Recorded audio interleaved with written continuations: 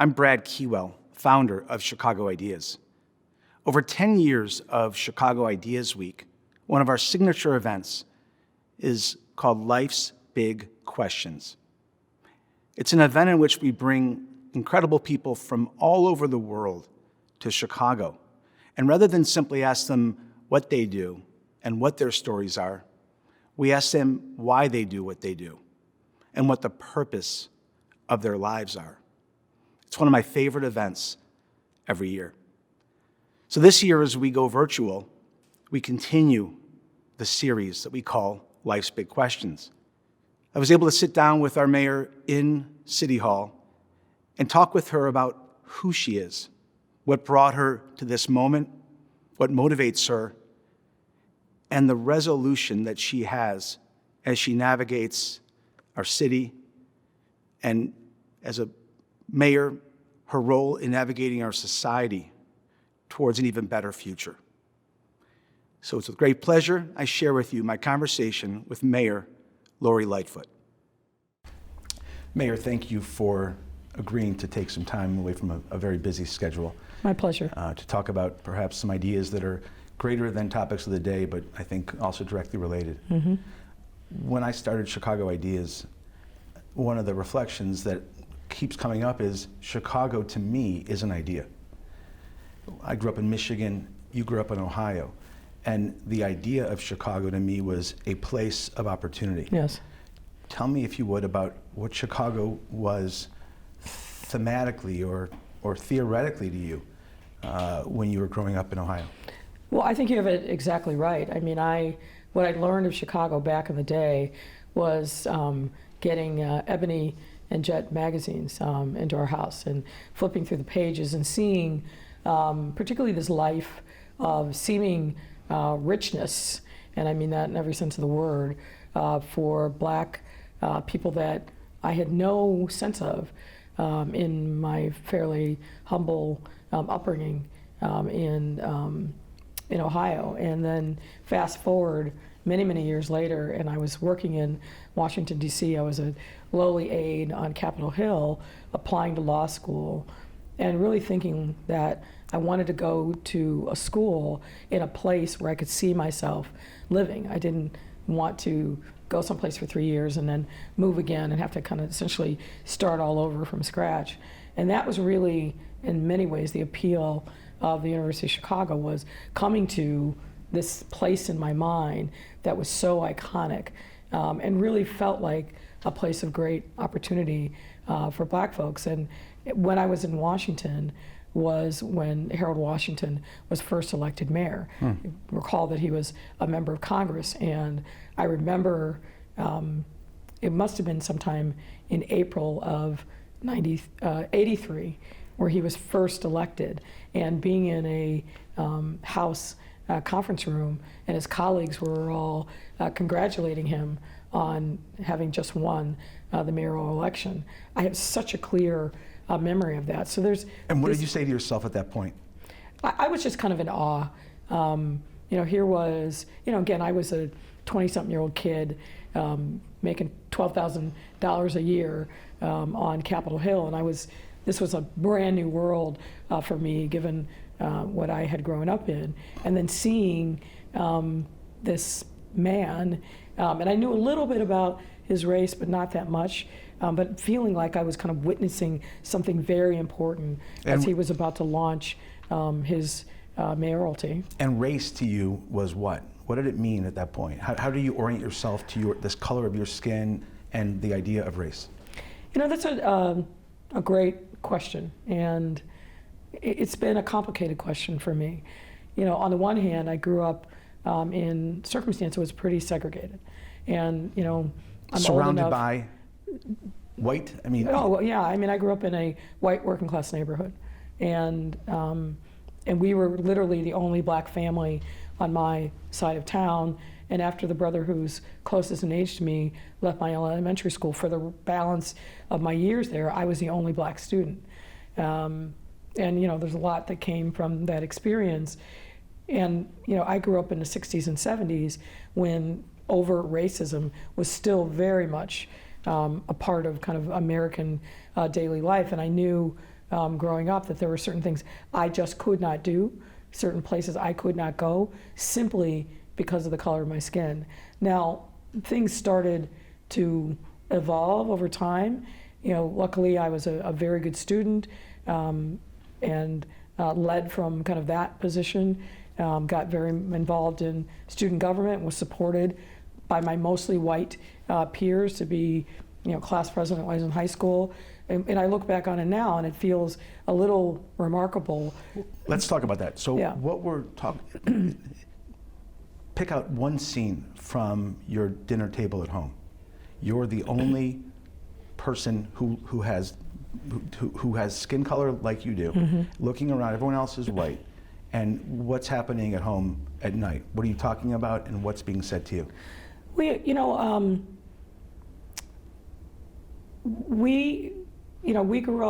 I grew up in a time in my household where there was a lot of things that were happening. I have older siblings. They were very much children of the 60s, so they were getting into this, getting into that. So I was a kid, I'm much younger than them. So what's the age difference between? 12 years older, 10 years older, and 6 years older. Okay, so you're seeing them, and back to the scene. Yeah, they were engaging my parents in what we now kind of euphemistically call negative attention. Yeah.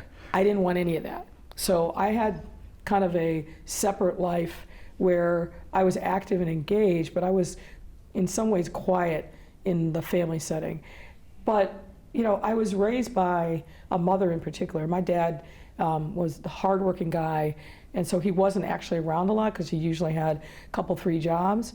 But my mother was just, and is, she's 92 and still with us, a force of nature. And her expectation for me, I think coming out of being raised in segregated South and seeing so many black people of talent being denied every opportunity, her kind of mantra for me was, there's nothing you can't do. The only thing that stops you is you. How often do you talk to her now? Every day. And when you won and it was announced and confirmed that you're going to be our next mayor, what happened when you called her? I remember that call. I was in the hotel suite, and the race had been called, and I called her. My mother's a really tough person, but she just broke down and started crying. That's nice. I think for her, in some ways, it was inconceivable.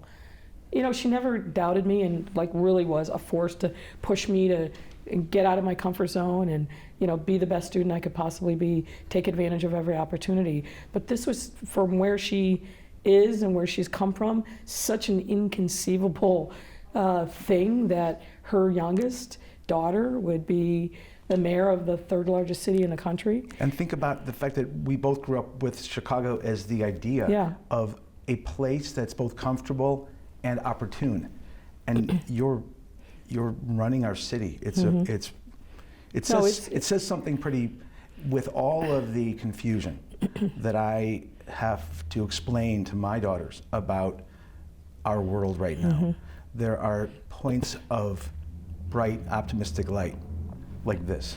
Look, sometimes it's hard to kind of reflect on the moment, particularly given all the things that we are experiencing as a city.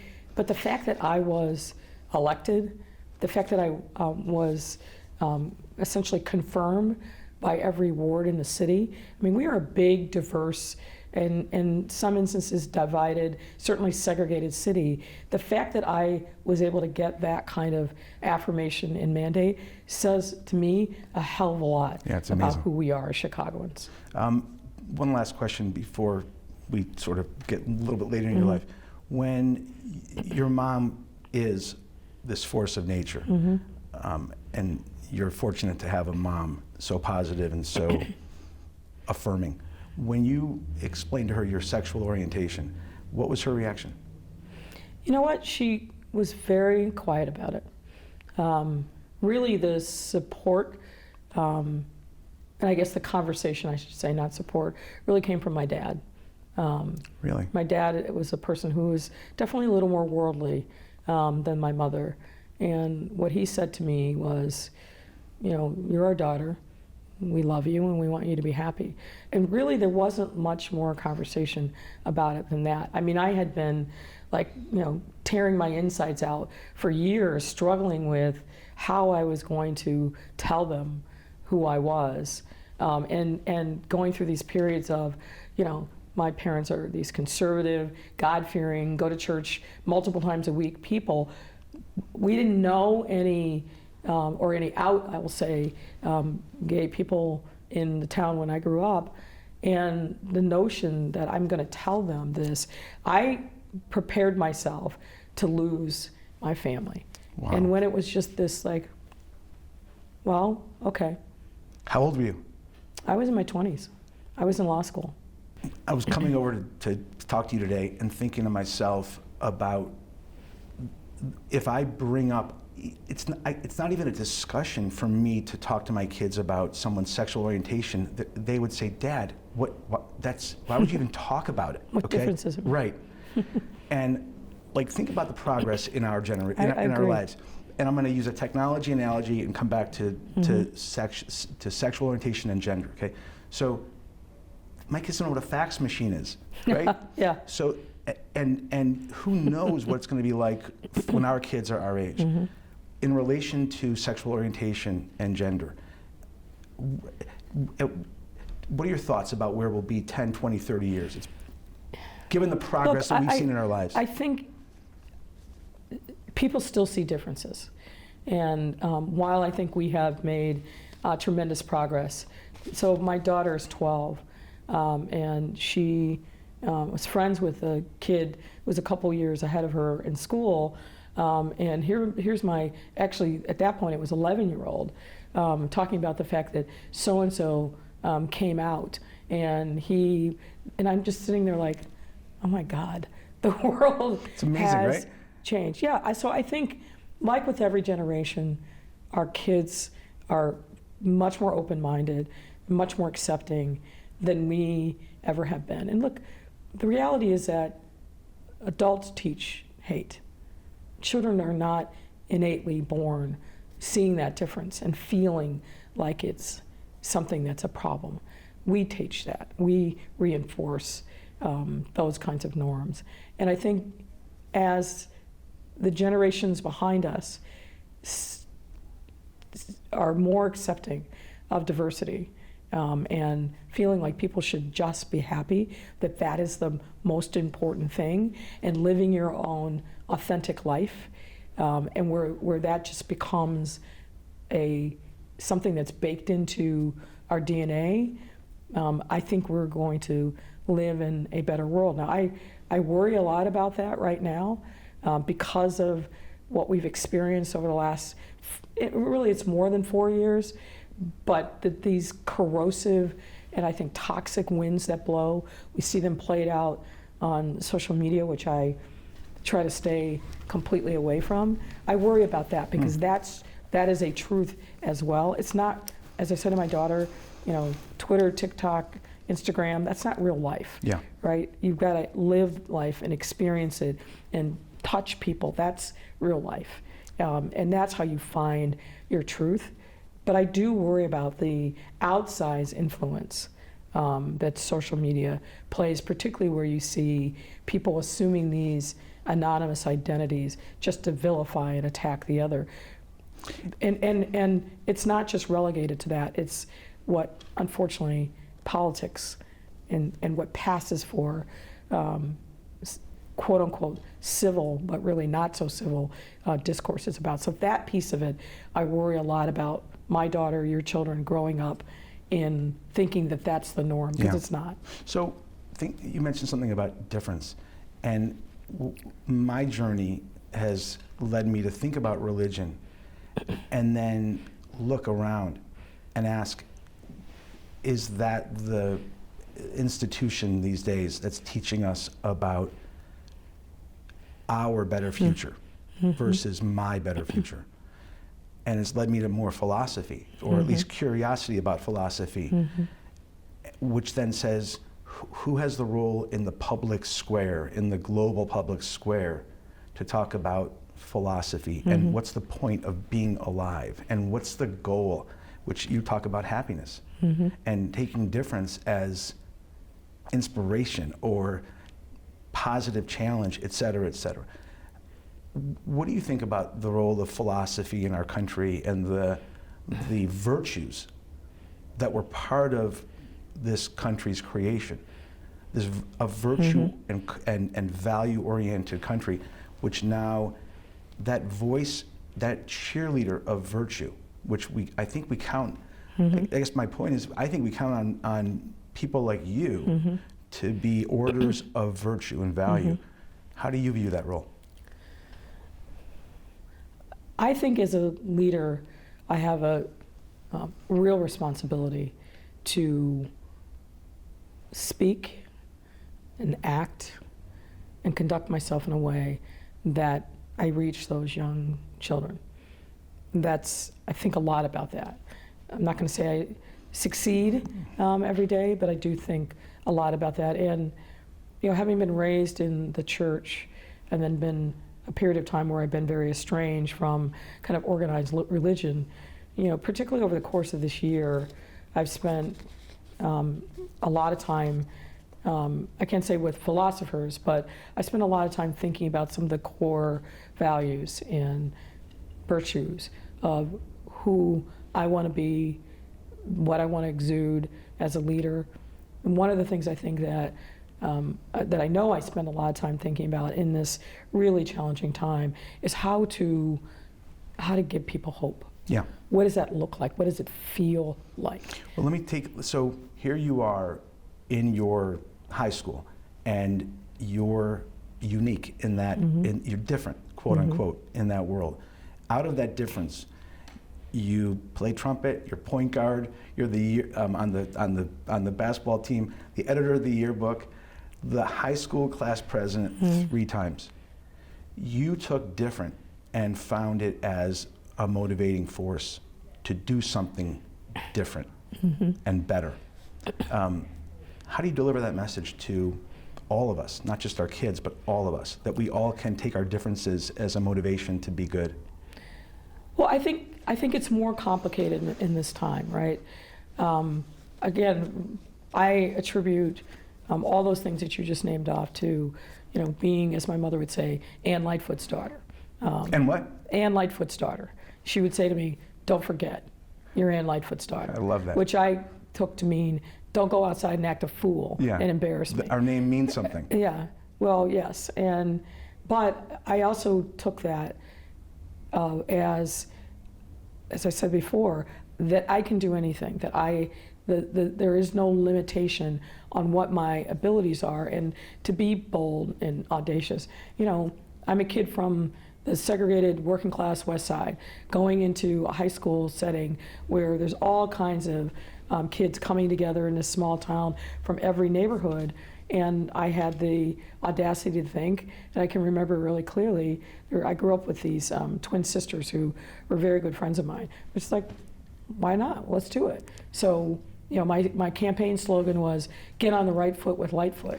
And so we spent time in their house cutting out little orange feet. The school colors were orange and black, right? And making buttons and trying to have like a real sense of a campaign. But I just felt like I had this maybe naivete, certainly a little arrogance and ego, that I was really smart, that I could do anything that I wanted to do. And I absolutely obviously had natural leadership tendencies. Now, how does that translate to the here and now? When I think a lot about our kids who grow up in really difficult circumstances, and how to translate that energy and that optimism to them, and where do you start that and how do you process? Reach them, right? And how do you reach them? Absolutely. Well, and you know, my view is, as a city, we have to be much more committed to reaching our young people, literally from birth to 5. That's a critical time period. Yeah. And then from, you know, 1st grade to 3rd grade is another critical time period where I think we have to do a heck of a lot more to really channel resources and support to those youngest kids, because we know from research and from data that that's where it's kind of make or break time. You know, one of the things I have a lot of conversations about is by the time you're in third grade, there's an assumption in education that you're reading at grade level, and then after third grade, it's you read to learn. You don't learn to read.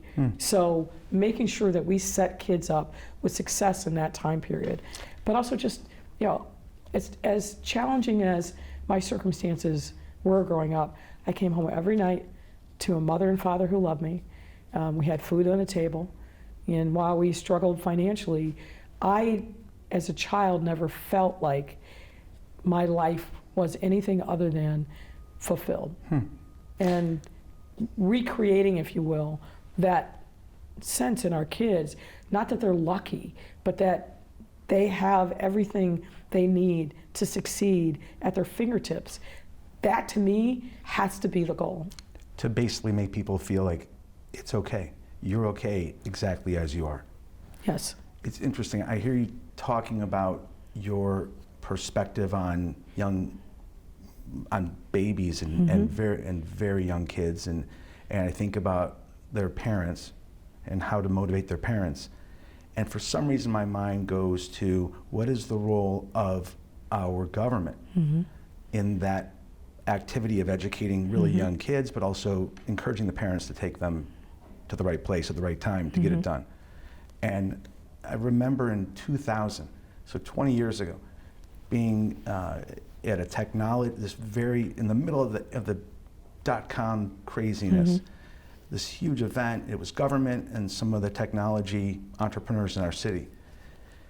And the question was asked to me, what can our government do to help Chicago become more of a technology epicenter?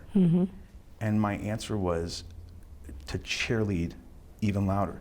Because I think that, and the abstraction of that thought was, think about that No, you're 100% parent right. and that kid who really can't make decisions yet. And the parent might not have had a mother like yours. And so in some bizarre way, you know, your life story, I look through your story at your dinner table. The way you were seen as a human being was to be good, was to do good. That's how I was seen, to do good things. And I think the role of leader as someone saying to all of us, I see you. And you can be even more seen by doing good. That's a great way to be seen. Your role as that cheerleader, or that accepting yet challenging and motivating person, saying it means something to be a Chicagoan. Chicago means something. Yes. How do you? No, I think you're 100% right. I think what government can do is be a convener, can shine a spotlight on what works, shine a spotlight on what doesn't work, and as mayor, you know, to your point, to really be an incredible advocate and cheerleader for who we are as a city, and challenge each of us to think about that civic responsibility. You know, we're having this conversation in the time of this global pandemic, and there are many lessons learned from this experience, but one of the things that has absolutely shown through in this time is what actions I take directly affect your life. They matter. In ways that we never would have thought about before. If I don't wear a mask, if I don't social distance, all the public health guidance, if I just say, hey, I'm just gonna live my life, right? That is gonna have a dramatic effect on every single person that I come in That's a pretty contact wild with. amount of responsibility. Oh, it is an enormous amount of responsibility, but in some ways it is antithetical to who we think of ourselves as Chicagoans, but also as Americans. We feel like we can do whatever we want. We are free agents, free spirits. But the truth is, in this time, we are all unbelievably connected. And so the lowest common denominator is going to dictate what happens with the rest of us. And so reaching that person and saying, please, step up. Follow not just my for lead, yourself. basically. You're saying, follow my lead. Listen, please, to me. How are you sleeping at night? It varies. For real, like are you falling asleep as easy as you used to? No, definitely not. Do you meditate? I do. I won't say I formally meditate, but in my church and religion, we have an expression of laying your burdens down, and usually that's said in kind of a call to the altar to pray. And I thought a lot about that, over these last 9 months. Every single day, I make sure that I have headspace just for me. And usually a couple times a day, usually in the morning and then at night before I go to sleep. Look, I'm not going to tell you I sleep well every night because, we're taping this at a time when the presidential election outcome is unknown, so that's causing me a lot of agita for sure. But I know that if I don't take headspace for myself, if I don't give myself the opportunity not just to be in the minutia of the day-to-day, but to have the ability to lay the burdens down. They don't go away, but to lay them down. But also to be able to think down the road on things that are important and not be lost in the moment. That is a challenge, a big challenge and struggle. But I've got to be able to look a year or more down the road and think about, okay, here's my end goal, working back from there, how do I get there? I'm a Winston Churchill fan, and I know there's lots of ideas about Churchill, but one idea is this man took an hour and a half to 2 hour nap in the middle of the war. Do you take naps?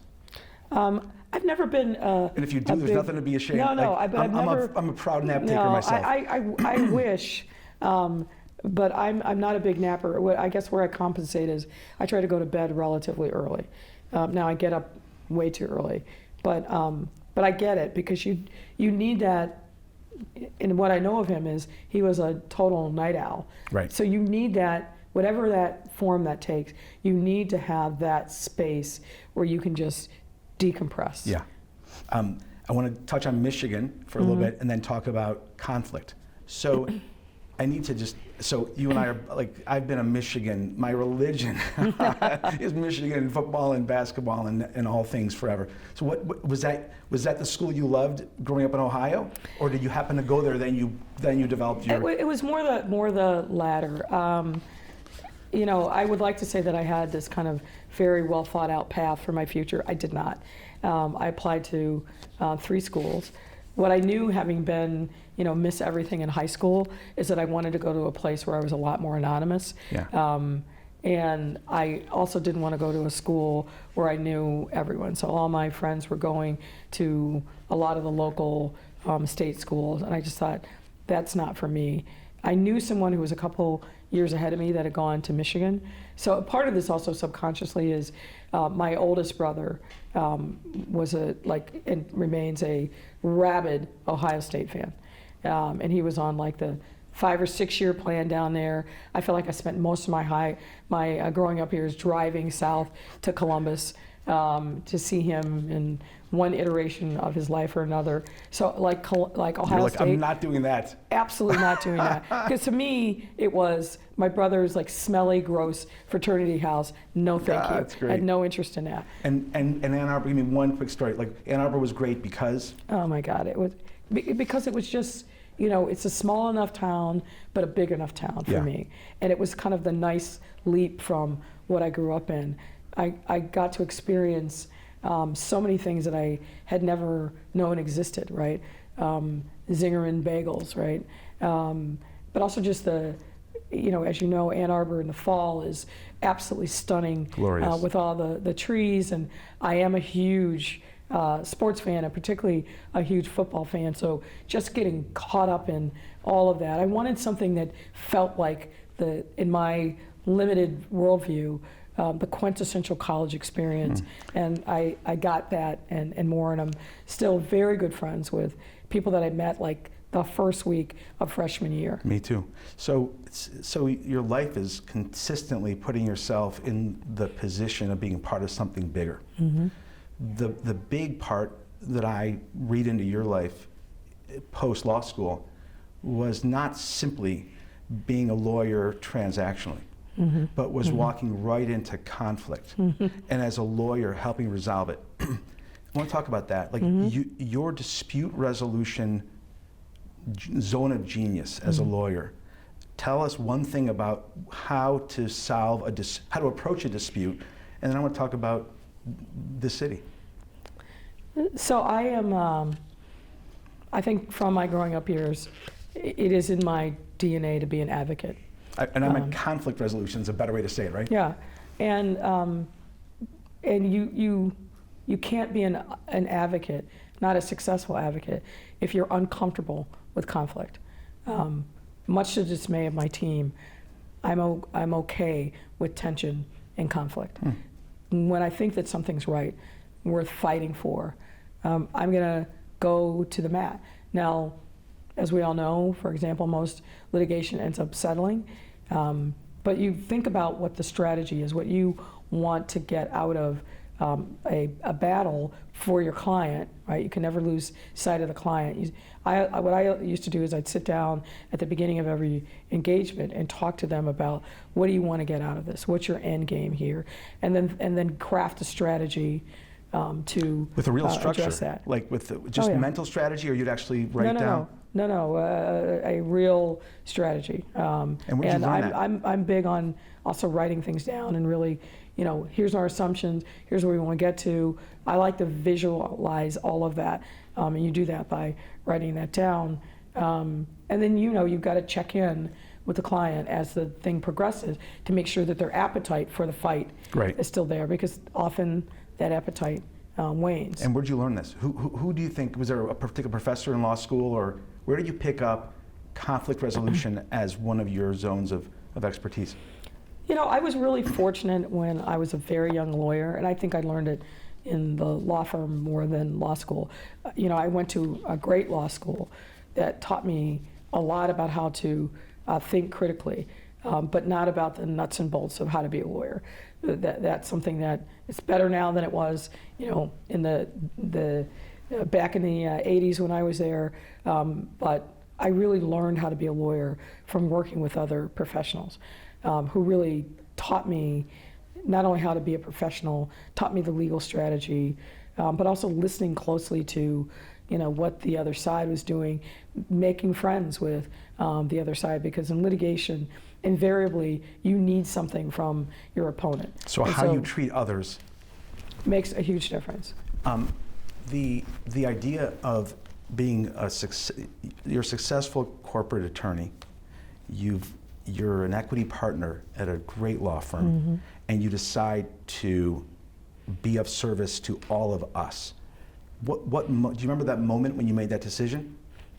Well, look, throughout my my legal career, I was surrounded by people who had been in and out of public service for a lot of their life. I handled a lot of matters on behalf of public bodies. So it was something that I enjoyed doing, and really kind of the policy making pieces of government always interested me.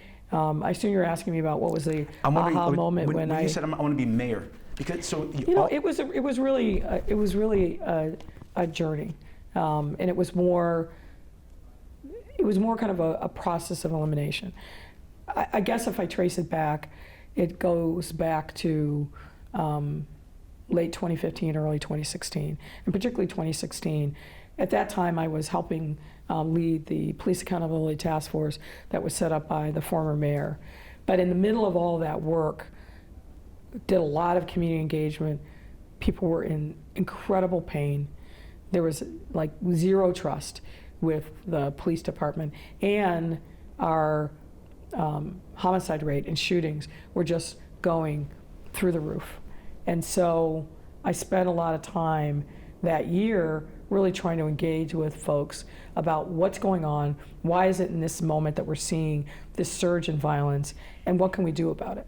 And talking to a lot of folks that candidly had the fire mayor's ear to say, hey, can you go, will you do, and getting, that's quaint, and a lot of like, yeah, no, I'm not going to do that. That's what's amazing is, to me, what a better word is probably what's so admirable And I think the lesson that hopefully becomes one of your legacies is it's not enough just to understand. If you understand something needs to happen. Once you understand something that is so fundamental, particularly when there's a problem, for me, that means I have an obligation to do something about it. I can't just intellectualize that. I can't just walk away and say, it's somebody else's problem. I'm not wired that way. What if you did, therefore, what would happen if you're, what's the risk to you? It would be hard for me to live with myself in that. And so on this kind of long journey from 16 to when I made this decision, and I had a lot of conversation with my wife, who was none too happy and thought I was absolutely crazy when I first brought the idea to her. I just saw this opportunity to really transform the way in which our city government responded to the needs of residents, and particularly residents of color. You know, we've done a lot, I think, in the last year and a half. Now, some of it has definitely been impacted dramatically by COVID, but there's so much incredible opportunity that's out there. Yeah. You know, I've spent a lot of time reading about and talking to people about Harold Washington and what his vision for the city was. It obviously got cut short with his untimely death. I've looked at a lot of other black mayors through the years in other cities, and thinking about the possible and how you actually get it done, and building not a legacy for yourself, that's not the way I'm wired, but building an expectation among people about what they can demand and expect from government, and building the infrastructure to give them capacity to not just want something, but have the tools to be able to make it happen. That is a thing that I am very focused on. To improve the tool set so that we all can be creators of change. When you talk about yourself, the idea that you can't live with yourself if you don't do certain things, it's fascinating, because that's the same conversation that I have with entrepreneurs. Mm-hmm. The question is, can you do anything else other than create in the world of either for-profit or nonprofit? And if you're not you, by doing anything but being a creator, mm-hmm. then you must create despite the risk. So too artists. Artists can't do anything but create art. Yeah. They don't have a choice. Yeah. So what's interesting about your life is the clarity of who you're not. You're not somebody who just understands and then notices and moves on. Yeah, you know, there was a point in my early life post-college where I really thought about being an academic. And I will tell you, my decision not to do that was mostly driven by finances. There were too many PhDs without jobs back then.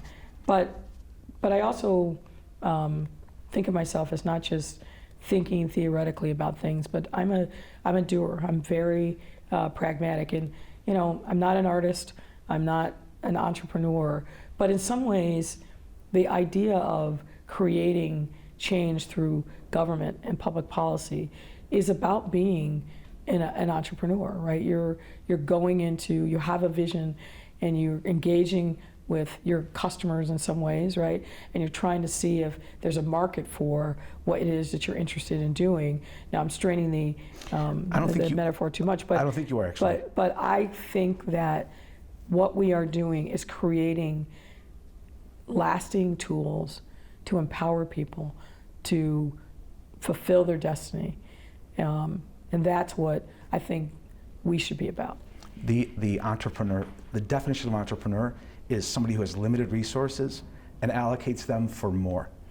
And I actually think that an entrepreneur's canvas might be capitalism, mm-hmm. An artist's canvas might be a canvas or other medium. I believe a mayor's canvas is society and the feeling of being a part of something that matters, mm-hmm. and that's bigger than all of us. Mm-hmm. So I do think you're an entrepreneur in the best sense of the word. I want to do a quick lightning round and then let you go to your busy day. What book or passage in a book really is the one that you'd refer to as the most important to you? That's a great question. You know, I am a... This is lightning, so we... Yeah, I'm a big fan of Dostoevsky and the struggle of the people that he portrays in his books, really trying to change the trajectory of their lives. I won't say there's a particular passage, but that book? work. Any particular one, or just all of it? Yeah, I would say A Day in the Life of. Now, of course, you're. I know, right? Yes. What person have you met that's most impacted you? One person other than your wife or family? My maternal grandmother. And who do you want to meet who you've not yet met that you think might help you be a better person?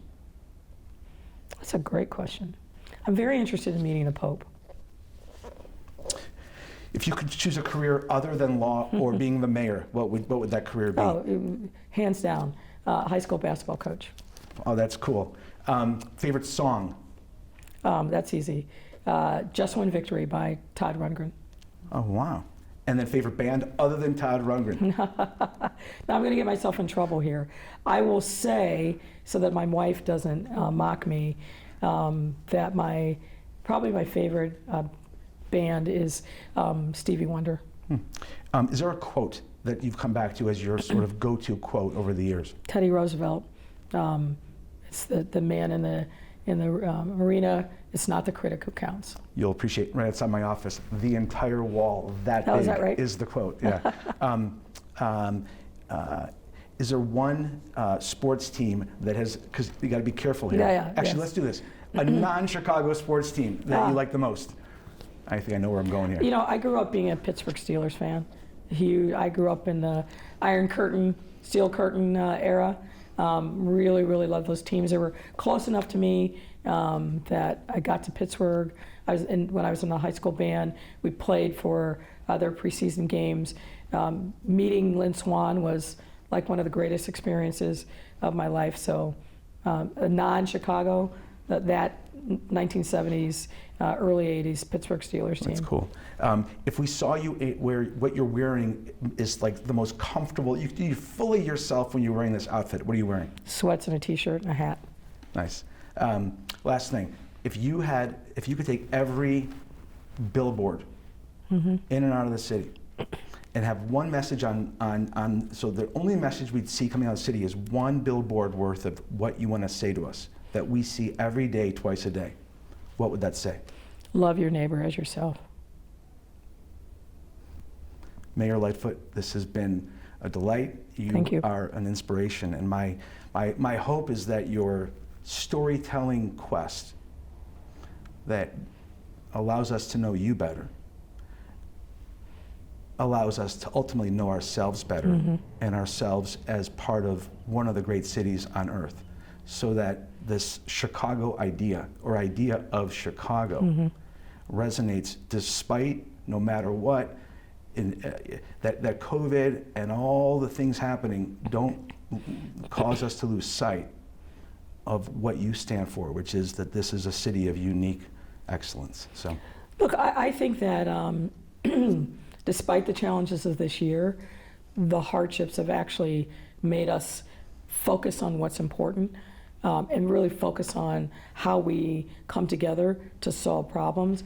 I think when the chapters about 2020 are written, I am confident that one of them will be about how we all rose to the occasion to help each other and be a better city.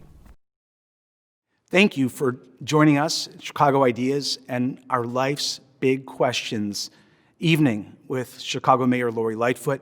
It was so exciting for me to be able to meet her at a deeper level and really understand her as a person and her ideas that motivate her as our mayor. I hope you join us for so many more of the Chicago Ideas events that we present, and I wish you a good evening.